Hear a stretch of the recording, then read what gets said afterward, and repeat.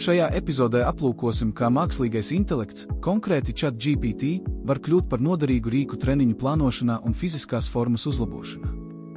Parādīsim, kā ChatGPT var palīdzēt izveidot treniņu plānu, pielāgot to tavam fiziskajam līmenim un mērķiem, kā arī sekot progresam. Gan iesācējiem, gan pieredzējušiem sportotājiem bieži nepieciešama skaidra struktūra un motivācija. Nevienmēr ir pieejams personīgais treneris vai vēlme ieguldīt līdzekļus maksas treniņu lietotnēs.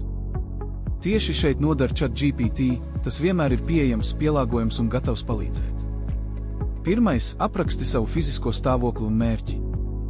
Sāc ar informāciju par sevi, vecumu, augumu, svaru, dzimumu, aktivitātes līmeni un galveno mērķi. Ja tev ir kādi kustību traucējumi vai ārstu ieteikumu, norādi arī tos.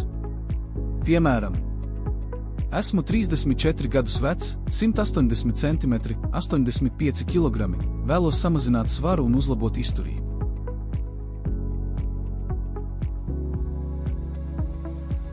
Otrais, lūdz treniņu plānu. Formulē konkrētu uzdevumu.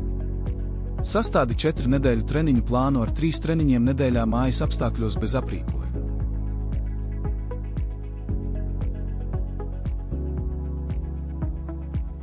Trešais, pielāgo un seko progresam.